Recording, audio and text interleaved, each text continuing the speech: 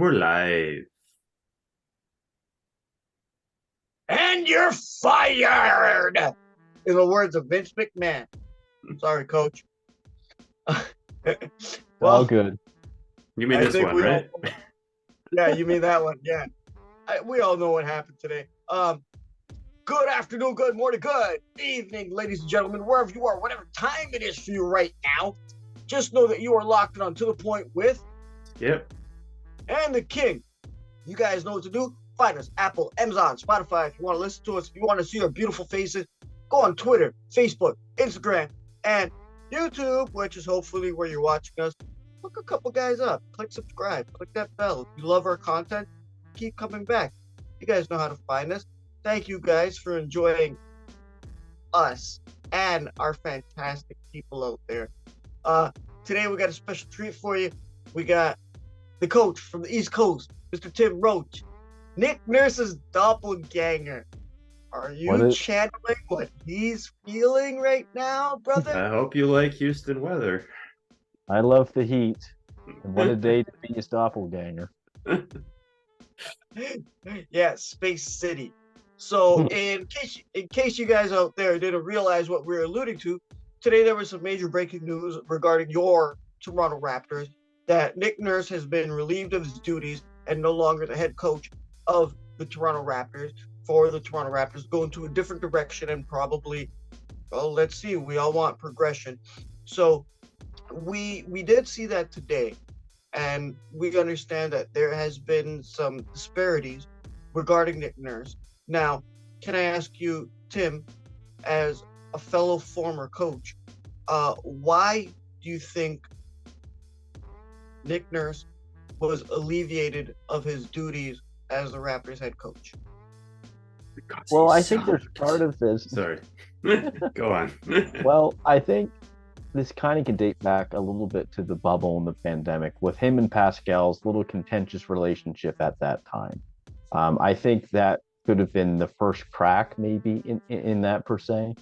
And then really into this year, with the lack of bench play, I think Masai was wanting this coaching staff to play the bench more. Nurse had a different idea of that.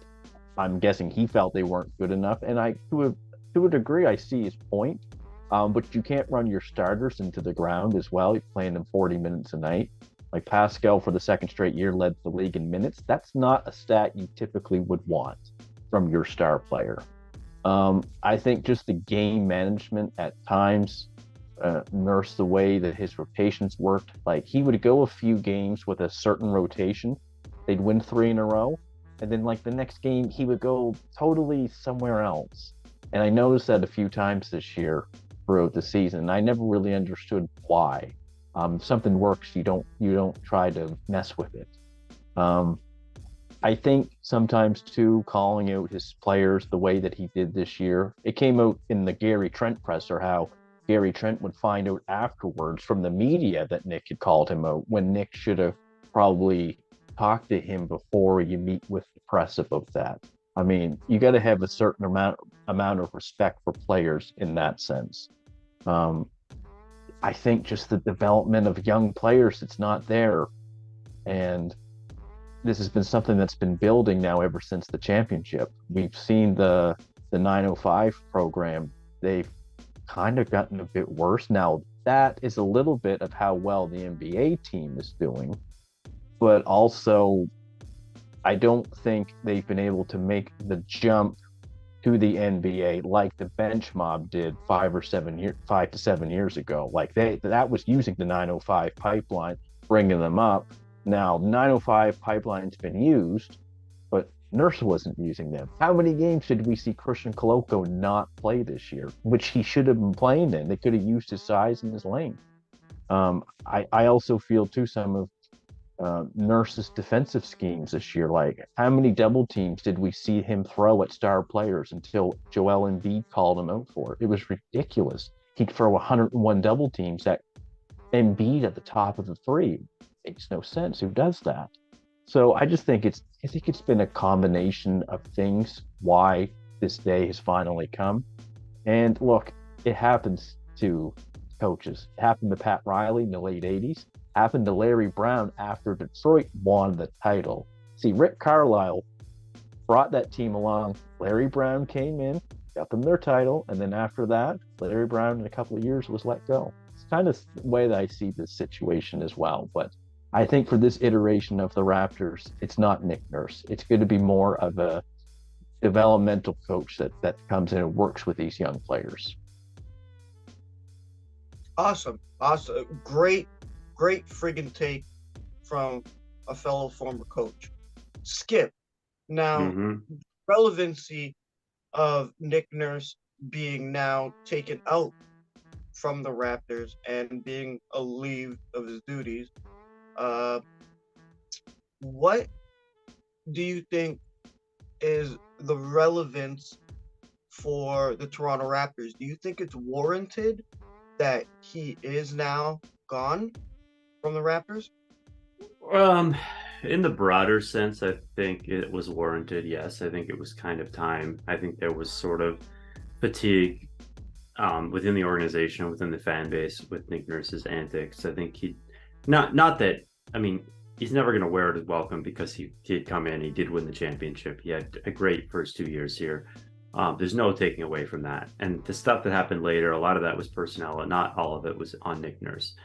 But I think kind of all the stuff that Tim just alluded to, that stuff matters, but that stuff doesn't matter when you're winning, right? It's like little things like, oh, we call it a player. Like, yeah, if you call it a player and you're winning, you're a good coach. If you call it a player and you're losing, you're a whiny coach or whatever. Same with complaining to the refs, right? Like, if you complain to the refs every game and you're winning 60 games, like, people just kind of roll their eyes and say, that's how he does it. That's how he's a good coach. And then if you're a 500 team who complains to the ref all the time, people are like, man, this guy just bitches all the time. So I think that's like, those are all like side pieces. I think what it comes down to is something that Masai said in his presser, which I've said on this show. The Raptors were not fun to watch this year. They were not. They just weren't. They were exhausting. It wasn't working. And for all that, they were still a 500 team. They were still okay. So I think this idea of the Raptors being this, remember, this is the second coach of the year in the last 5 years that the Raptors have fired.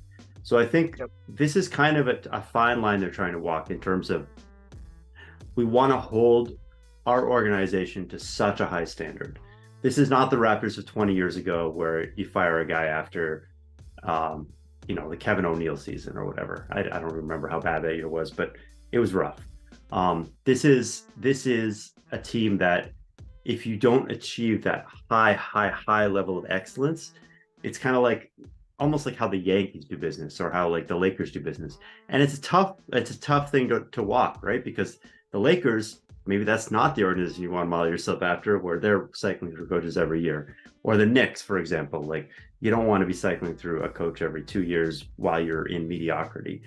But the idea of being that big market team that values winning so much that it's not acceptable to be a 500 coach. It's not acceptable to be, to have these issues that, again, like 10, 15 years ago, we would have been, oh, we're 500. Like, thank God we're back to relevancy. Thank God we even made a playing game.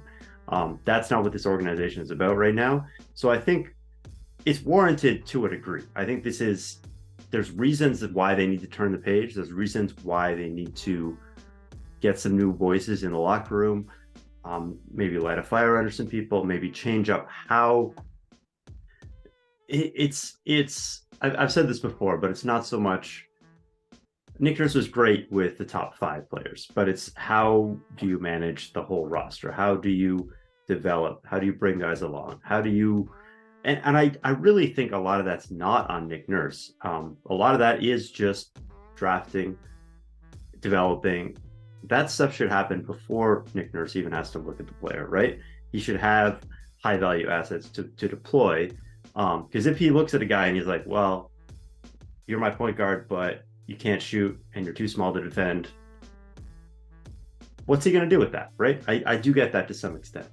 But, and I think this sort of idealization of the bench mob is a little bit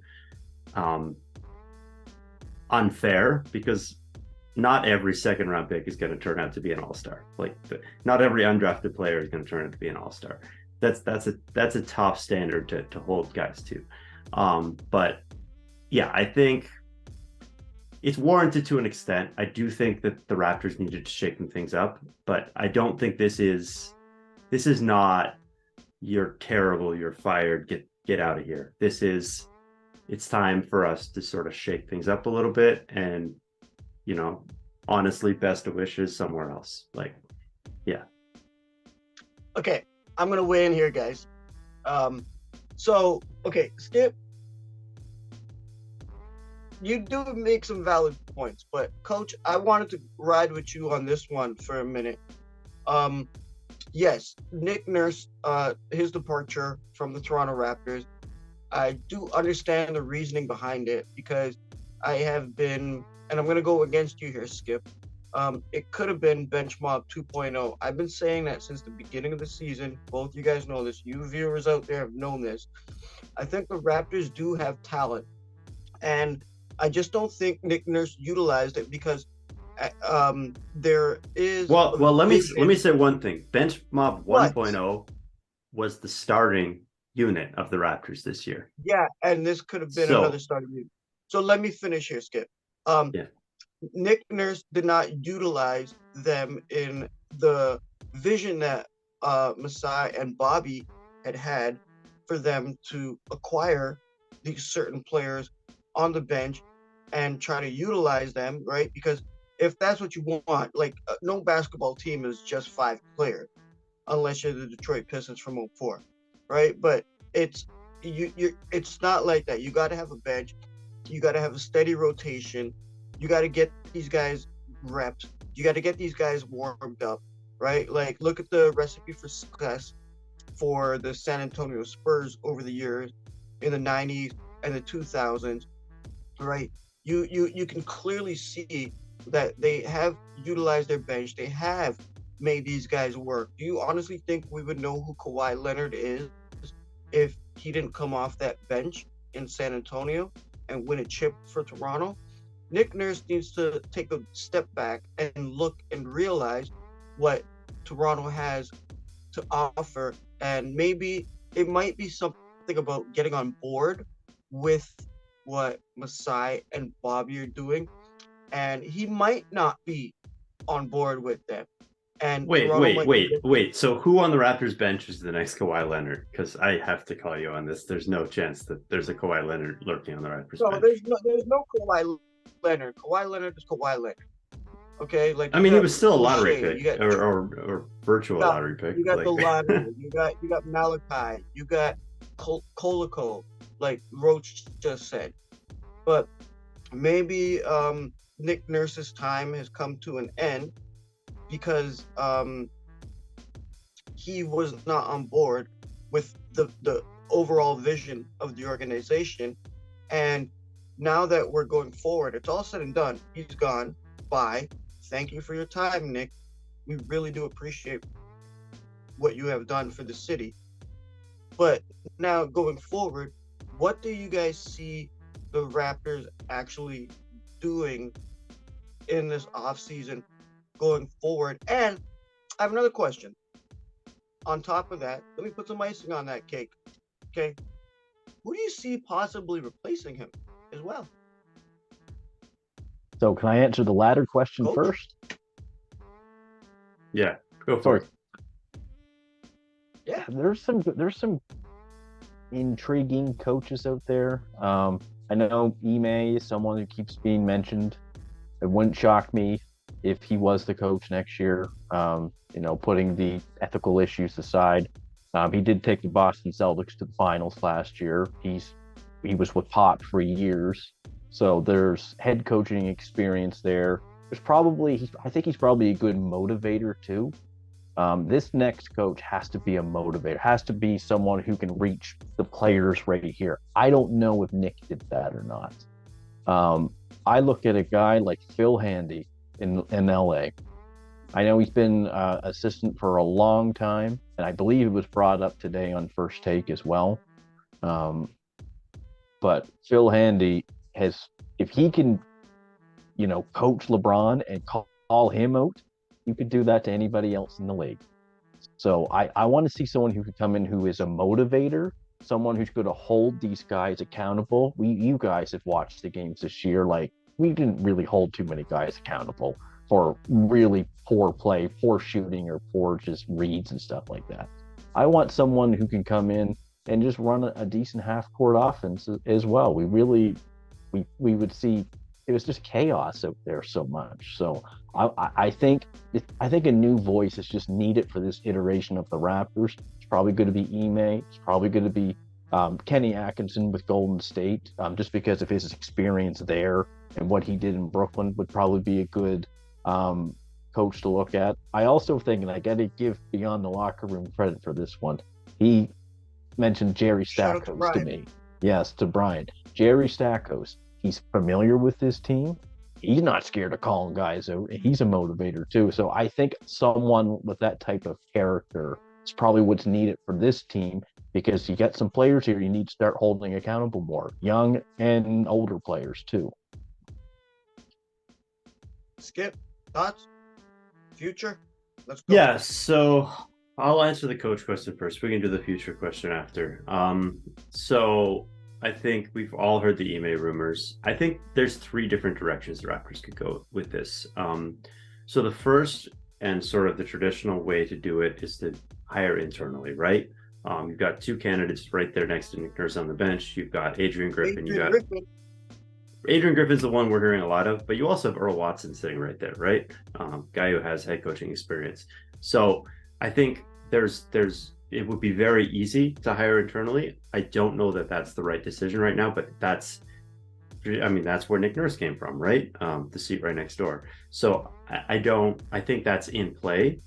Now the second option would be to go out and get a quote unquote winning coach, a motivator, like you said, like I guess an Ime Udoka, somebody like that. The third thing to do would be to take a bit of a step back and focus on bringing in a guy who is more focused on developmental, is more focused on implementing a long-term system, a structure to the team. And for that, I think like the Atkinson mentioned, I think that's a good example of that, or like a Brett Brown, maybe somebody like that, somebody who can come in and sort of build up the team a little bit more, as opposed to a guy who's brought in and expected to kind of take this 500 team and push them to the next level, because the coach is not going to come in. Ime Udoka is not going to come in and start shooting 40% from 3, right? You need better shooters for that. That's quite frankly, the flaws in this team are real. They're not all Nick Nurse. Nick Nurse, I think what we saw a little bit with Nick Nurse was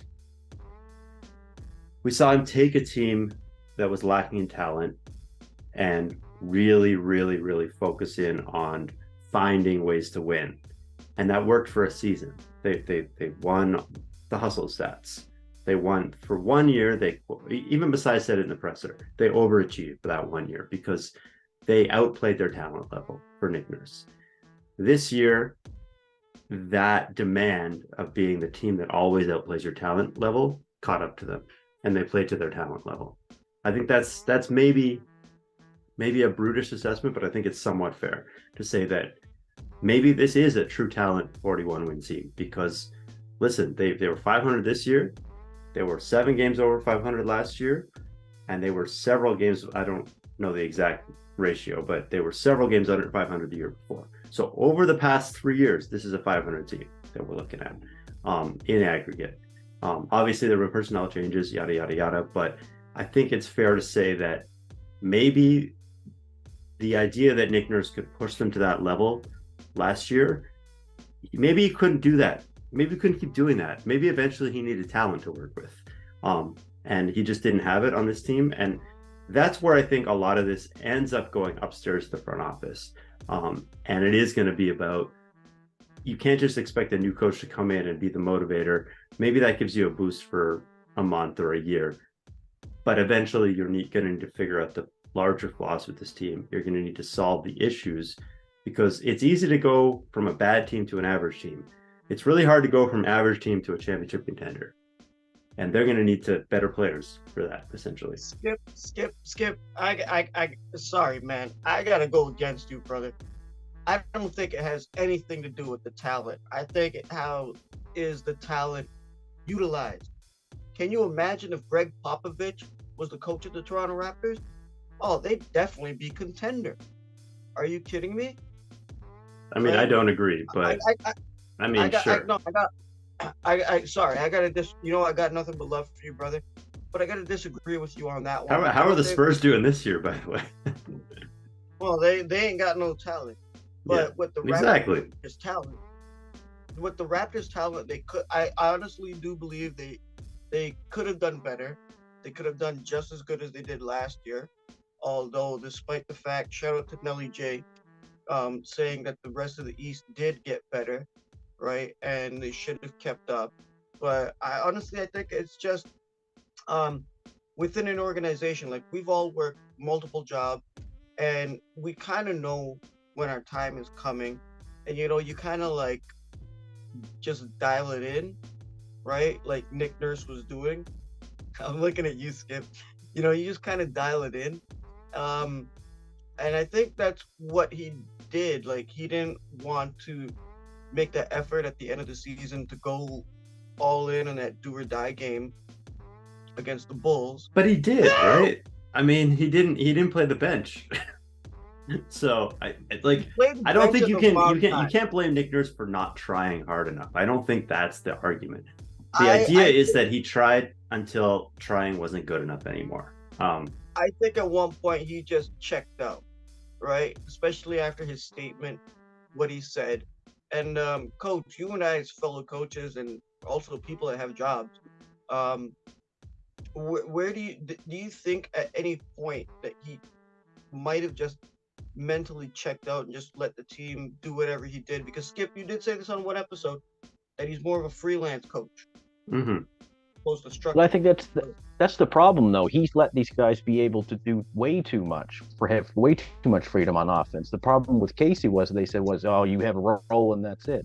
I want to get a new coach and that kind of has that balance. So, I don't want to see Chris Boucher bringing up the basketball in transition, or even Precious for that matter. It's kind of defining roles a little bit. I think Fred touched on it in the pressers. Like, we don't really have an identity. Like, what are we doing out here? We're so chaotic on offense.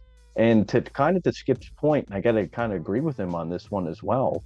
I personally don't think the bench is good enough, but Nurse didn't help in doing them favors, though. That's the thing too. It's both.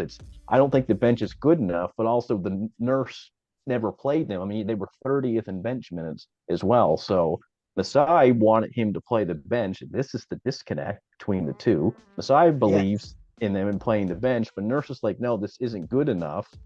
And it's almost like, well, your style of play of double team track, rotate, go for offensive rebounds, gambles, you can't do that with 7 players. Mm-hmm. Any coach will tell you that. You need 10, 11 guys to play that crazy phonetic style that they played this year on defense. You're going to wear down. And we saw that with Siak, and we saw it last year with Fred. We saw it with Gary Trent. You saw it off and on with Scotty this year in OG. It's too tough. I just think you need 10 or 11 guys to do that, and they don't have 10 or 11 guys that can do that. And it didn't help that he only played 7 of them to kind of gauge where it is. To your point, Coach, I think... Coach. Can I just say one thing? I was going to say one thing. To your point, I think the next coach that comes in has to sit Scotty Barnes down and say, you're a power forward, or you're a point guard, or you're a center. Like, pick one. Pick one and be like, we're going to try this for 81 games. And if it doesn't work after 81 games, we'll switch it up. Not like, oh, you're going to sub in for Fred here. You're going to sub in for Yak here. You're going to sub in here. Really sit him down and be like, this is your job. This is your role. This is exactly what we want from you. And to some extent, this applies to everyone else on the roster, whoever comes back. But I think that's going to be a huge relationship that needs to be established from the get-go. Yes. And just establishing roles, like you said. Yes, that's exactly what I was going to get back at you at with Coach. We did speak about the identity of the team, and the defining of the roles, do you think in order for, just based on the assets that the Raptors have, right? If the roles were to be defined and utilized in the proper way, do you think they could become more successful in a season? I think they would be a little bit better, but I think Leo Routens touched on at the end of the year. He just said, like, at the guard position, they got to get bigger. You can't have Vision 5'11" at the point guard position with Fred and Malachi. It's too hard in the NBA. Like, you have 6'4", 6'5" guards. Um, I just think in terms of the roster construction, and then you bring in the role definition. Okay, then I think you're cooking with something. Then, because then it's kind of using guys to their strengths more so than it is, okay, we're going to give you the freedom to dribble the ball up the court, when that's never really been something that you've been asked to do on any other team or in any other program before as well. That's something you might want to work on in practice and then your off season, sure, but I don't know if I'd want to do that game 81 of the season. I'll answer by saying I think it goes back to my point about which direction you go with the coaching hire, right? If you bring in a developmental coach, then maybe you don't get better. Maybe you actually get worse. Maybe you do the proverbial one step back to take two steps forward. So I think if you really have strict role definition, yeah, maybe you're going to not quite get as many offensive rebounds. Maybe you're going to lose a little bit on the margins here. But the goal is to build a better long-term version of this team. I don't think they need to fully tank. I think they could just, but I think the priority would have to be not winning. It would have to be building a base from which you win.